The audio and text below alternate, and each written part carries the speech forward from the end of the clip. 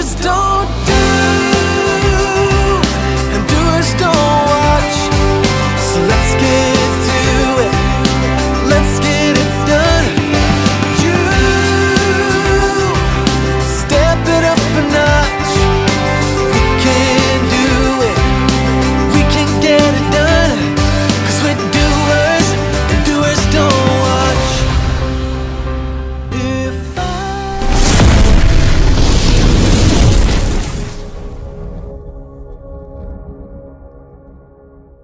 Good day mga kol, welcome back na naman dito sa ating Facebook page. For today's video, mag-test drive tayo ng isang unit. So D64W, so Samurai Edition. Test drive natin, long drive natin para malaman natin kung ano yung problema. Kung may problema man, makorek natin. Kung walang problema is mapa-buffing natin at saka ma-schedule natin for release yung ating minivan. So siguro abot tayo ng mga almost 100 to 150 km yung i-travel natin para at least malaman natin kung may mga problema. Subukan natin iakyat to sa Maragusan, Davao de Oro. So yan yung lagi naming tinest-driven sa mga unit namin para at least maano talaga kung may alanganin, lalabas yung mga sakit ng ating minivan. Dito pa tayo sa Carmen, so gawin na tayo Davao de Oro.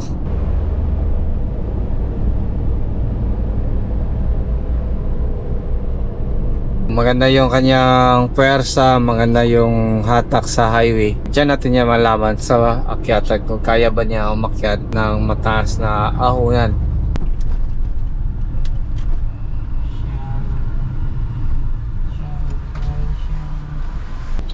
1.5 pagas. Let's go. Continue na tayo. So dito na tayo sa Tagum City.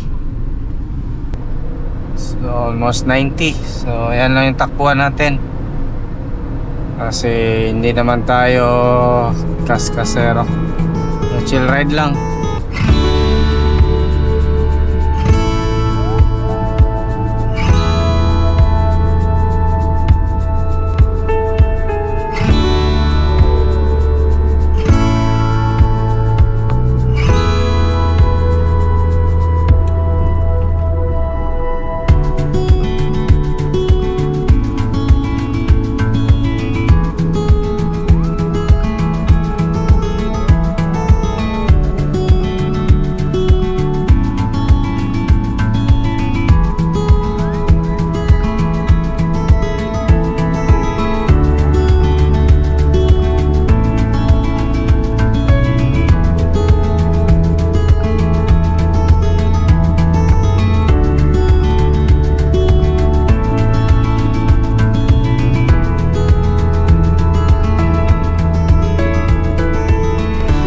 Dito na tayo sa Mawab, Davao de Oro. Sayang hindi natin na-set kung ilang kilometer yung babiyahin natin. So anong oras na? 4:01 in the afternoon. Siguro gabi na tayo makauwi nito.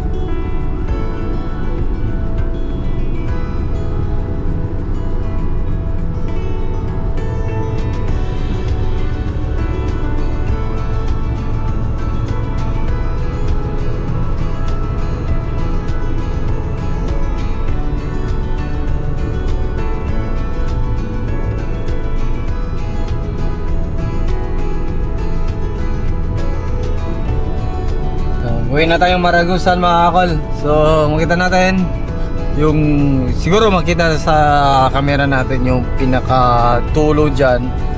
Dyan tayo magpunta, tapos balik tayo papuntang Pantukan or Mako na area. Then exit tayo ng Mawab, Davao Dero, yung dinaanan natin kanina. Dito tayo dadaan kasi may isang akyatan dito na medyo mahirap. Doon natin malalaman kung okay ba sa akyatan at saka okay ba sa overheating. Hindi ba siya mag-overheat during akyatan, para pagdating sa customer walang problema sa overheating. So gagawin natin mga kol, while umaakyat tayo is lagi lang naka-on yung aircon. So sa biyahe natin ngayon is lagi yung naka-aircon. Hindi tayo nagbabiyahe or nagte-test drive na hindi naka-aircon, kasi may mga unit na okay pag hindi naka-aircon, pero pag naka-aircon is doon is mag-overheat kasi kailangan ng extra power pag naka-aircon. Ayan, medyo mabigat na yung ano natin, medyo mabigat na yung makina pag iniikot kasi may extra load na yung compressor natin or aircon compressor. Yung unit natin is naka mat terrain na 13 inches, then naka lift up ng 2 inches. So yan yung gamit natin ngayon. So all wheel drive to mga kol. So, yung may-ari nito is siguro taga Malolos, Bulacan or somewhere in Luzon. Hindi ko exact na anong address sa Luzon. Basta yung may-ari or nag-order nito is taga Luzon. So, dito na tayo sa Kao, Barangay Kao or Kao ba? Tama, Katipunan. So, Katipunan na yata to.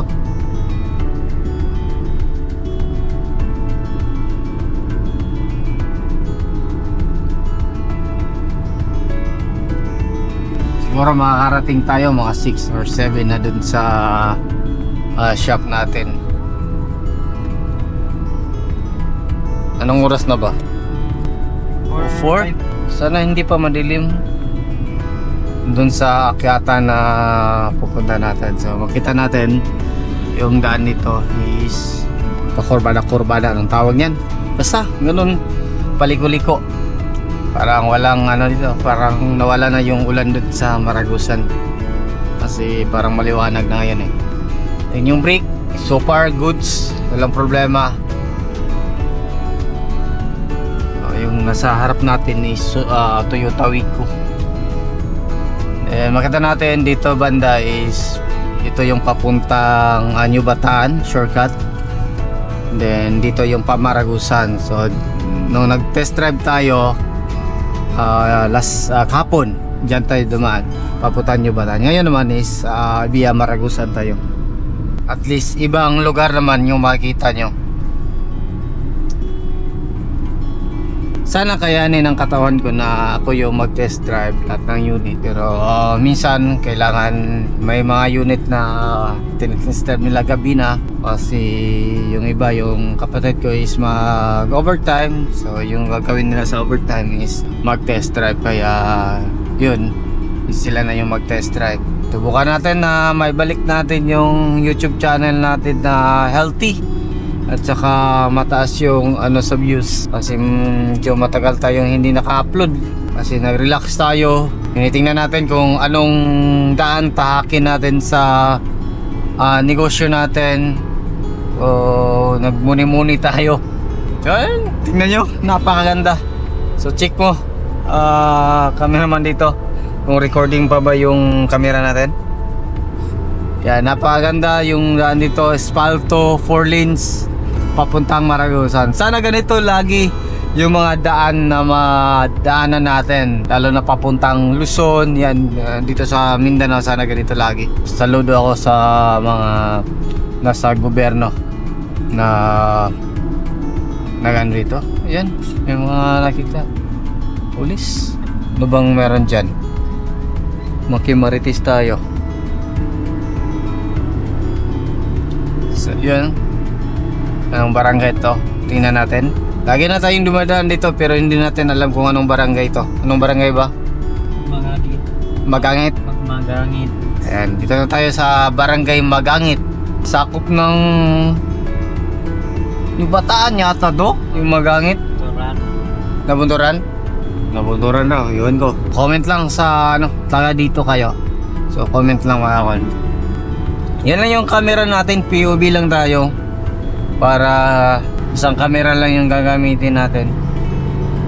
Yan, so try natin overtake.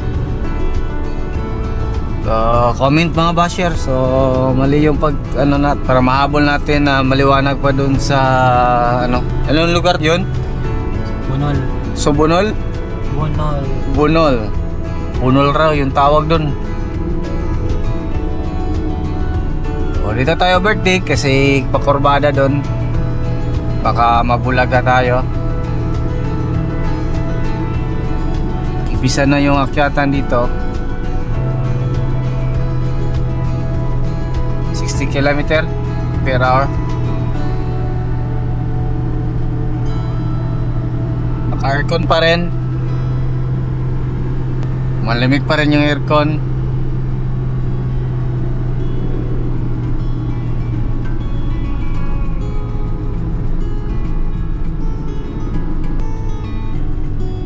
Naka-drive.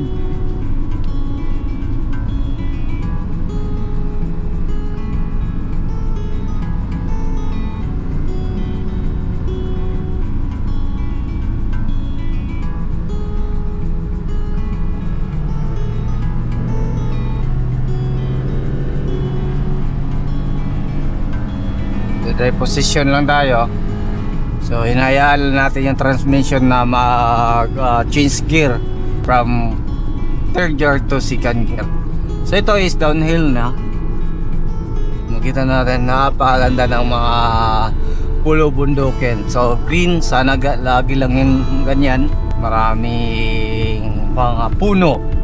Medyo maingay yung tollbox sa likuran natin. So kung meron kayo napansin na medyo maingay, yan yung tollbox. Dala tayo ng tollbox para sigurado.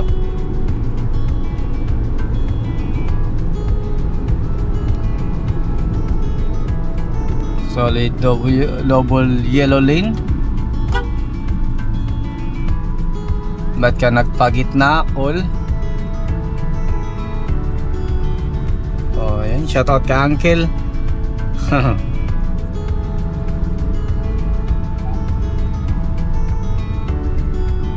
Siguro walang license or walang simya. Dito tayo. Ayaw tayo pagbigyan.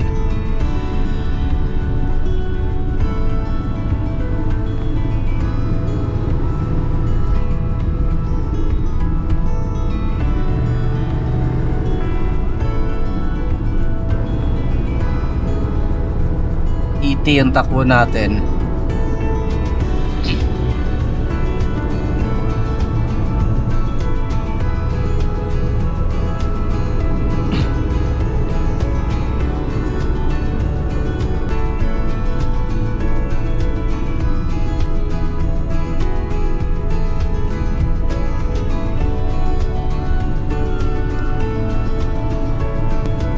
Tingnan nyo. Nagtaanil siguro marami siguro ang ginto dyan. Kasi dito banda basta Davao de Oro, halos mga bulubundukin dito is may mga aminahan. So may mga ginto. So dito na area is meron itong mga mining area. So small mining. Doon din oh. So nag-fogs na. Fogs na yung doon na area sa bundok or bukid.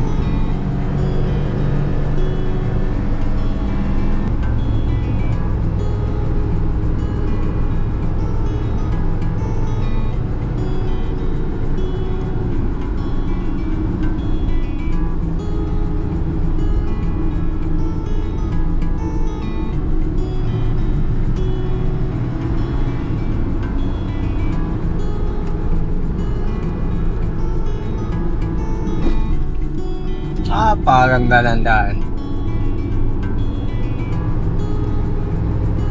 Dito sa gabi, napakatahimik.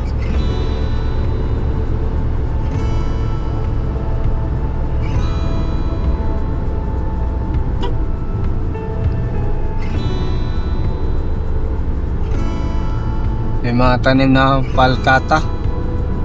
Kaso napakamura ng palkata ngayon.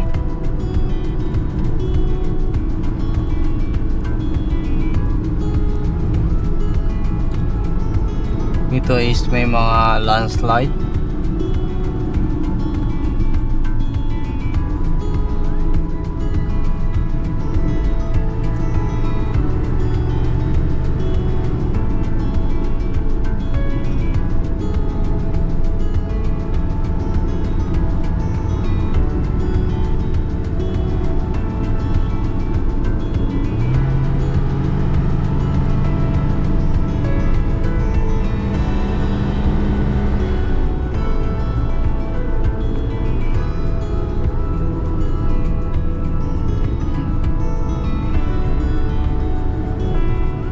Right side tayo overtake kasi naka solid double yellow line, tapos mabigat yung karga ni uncle driver ng truck.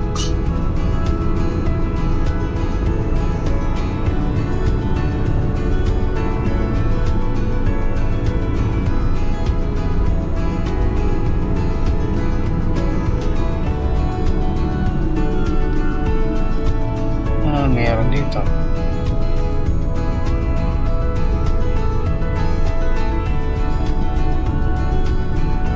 Yun, napakaganda. Diba? Ito yung daan nila dito.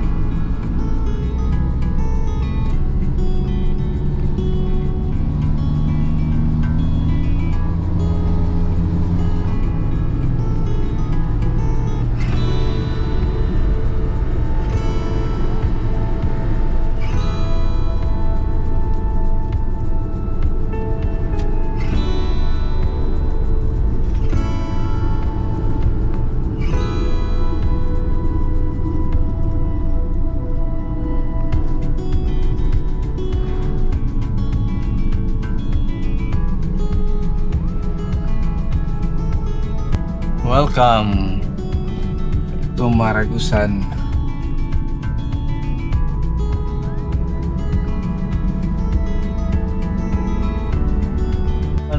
Ano? Unsay posisyon? Oh.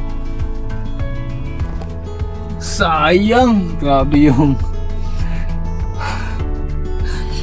yung ano namin, pero hindi. Dami ko pa namang sinasabi dun sa vlog sa akyatan. So, meron tayong video sa cellphone. Siguro insert na natin kapag akyat. Yun na yung sa cellphone yung i-insert natin. Sayang yung sa dito sa GoPro. Yan, so medyo hapon na, alas 6 na ng hapon. So gawin tayong Barangay Palok.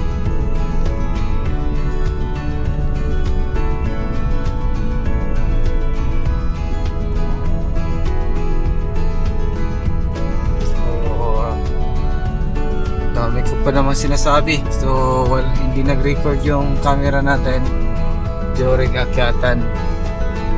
So try natin i-insert yung sa cellphone. Then is going sa taas. Hindi natin makakyat.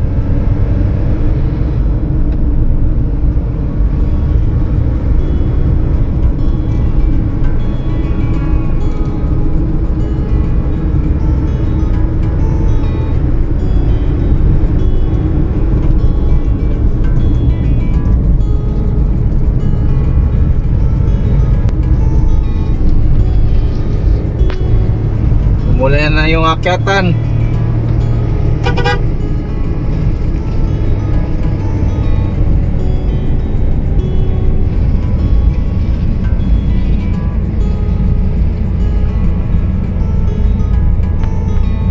Speed.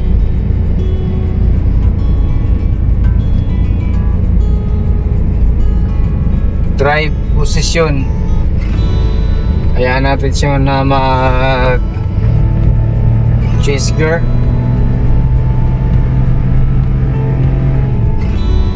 Hanap din tayo ng ano, maka-stop over tayo. Katan.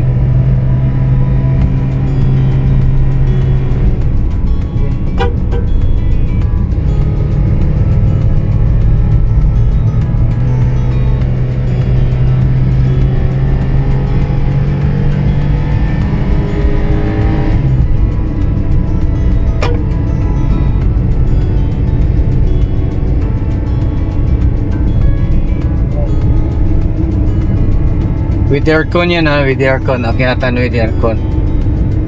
Ito natin.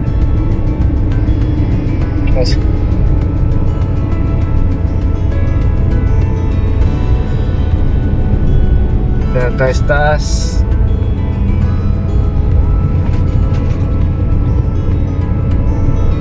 Good.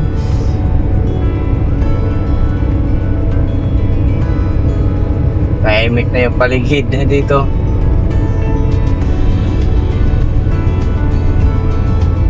Ito ay sakop na ng Maragusan. Yung Manay. Akyatan hanggang dito. Akyatan.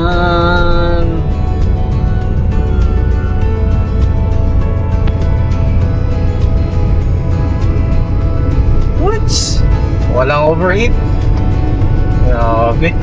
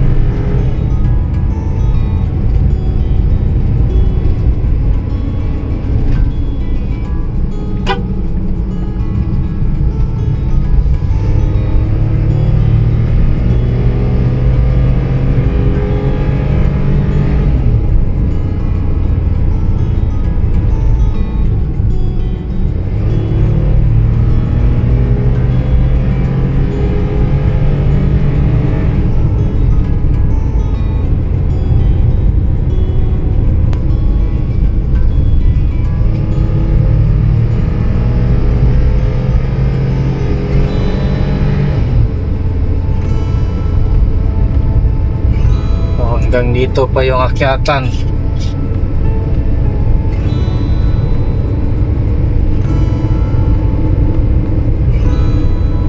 Speeda juga ito sa Norigaw eh.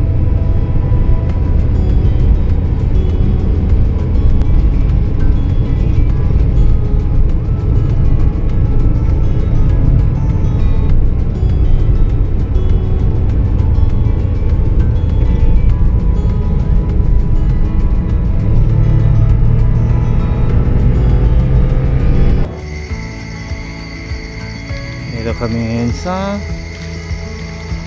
Panoraon. Ito yung gamit namin sa test drive, yung DE64W. Ayan.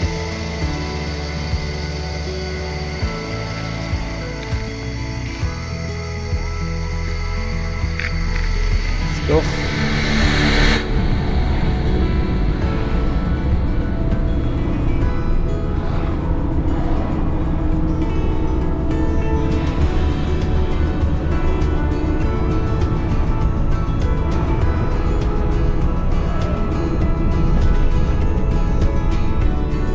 Time check is 8:21 in the evening. So karating na tayo dito sa shop natin. So medyo masama yung pakiramdam namin. Masakit yung tiyan ko.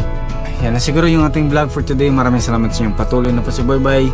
Sa bago lang sa ating channel, don't forget to like, share, and subscribe. Then click na rin ang notification bell para updated kayo sa ating mga next video uploads. Ingat po mga kawalan. Bye bye. God bless po sa inyo.